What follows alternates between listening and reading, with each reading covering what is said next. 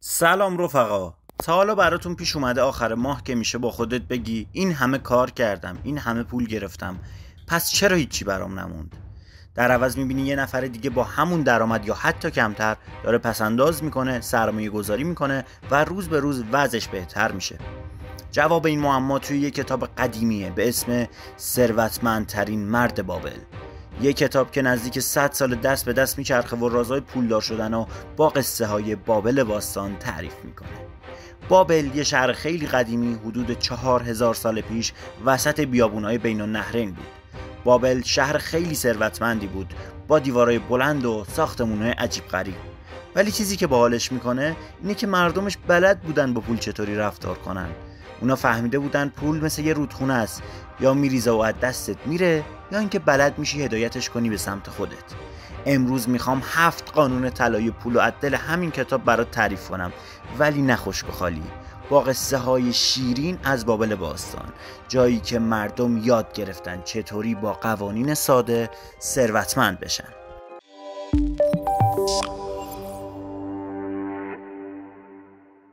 خب حالا بریم سراغ اون قانون ها. اولین قانون، اول به خودت پرداخت کن. توی کتاب یه پسری بود به اسم بنسیر. کارش ساخت عرابه بود. همیشه کار میکرد ولی جیبش خالی بود. یه روز رفت پیش رفیق قدیمیش آرکاد که ثروتمندترین مرد بابل بود. گفت رفیق، من این همه کار میکنم، چرا پولدار نمیشم؟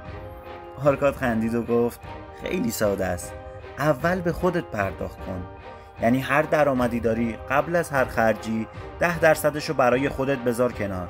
مثلا ماهی 10 تومن میگیری، 1 تومنش مال توه. به هیچ بهونه‌ای هم نباید بهش دست بزنی. این پول آینده توه. قانون دوم، خرج‌هاتو کنترل کن.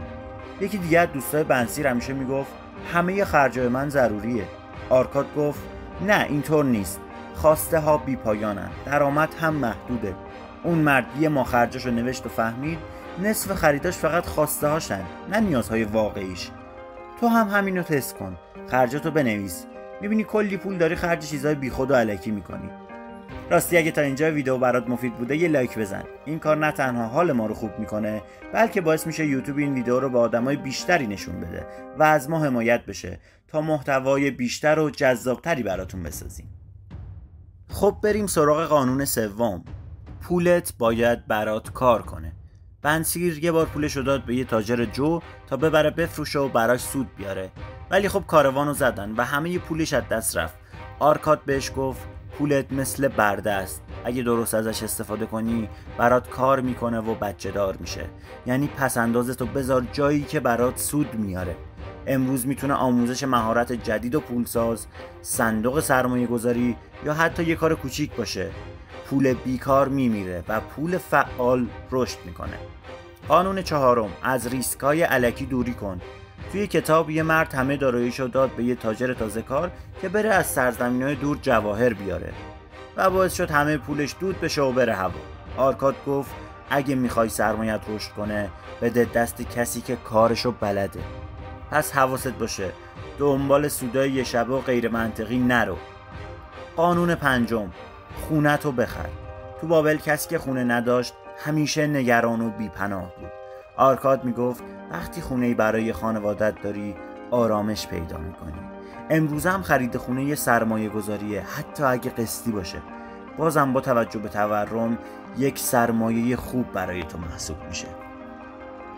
قانون ششم، به فکر آینده باش. یه پیرمرد توی بابل بود که سالها کار کرد ولی هیچی برای آینده نذاشت. وقتی پیر شد دستش جلوی بقیه دراز بود. آرکاد میگفت مرد دانا قبل از اینکه پیر بشه دارایی جمع میکنه. تو هم از الان باید به آینده فکر کنی.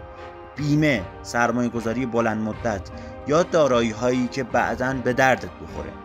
قانون هفتم، مهارتتو بیشتر کن. یه مرد رفت پیش آرکاد و گفت درآمدم کمه. آرکاد گفت خب مهارتتو بیشتر کن. اونم رفت روی کارش تمرکز کرد و مهارت‌های جدیدی یاد گرفت و چند سال بعد درآمدش 2-3 برابر شد. یعنی باید روی خودت سرمایه گذاری کنی. یاد گرفتن مهارت‌های جدید یا حتی مدیریت بهتر پول بهترین سرمایه گذاریه.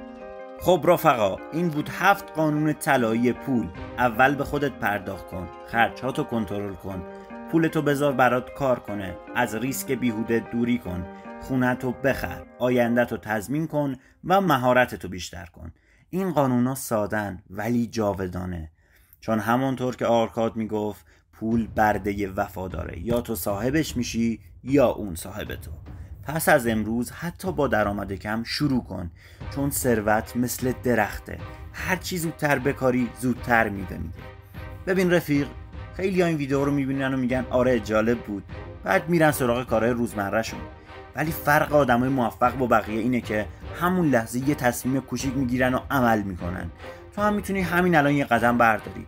اولین قدمش خیلی ساده است، همین الان روی دکمه سابسکرایب بزن، چون اینجا هر هفته ویدیوهایی میاد که میتونه مسیر زندگی مالی و ذهنیت تو رو عوض کنه. پس انتخاب با توه، میخوای فقط تماشاچی باشی یا توی بازی موفقیت بازیکن اصلی؟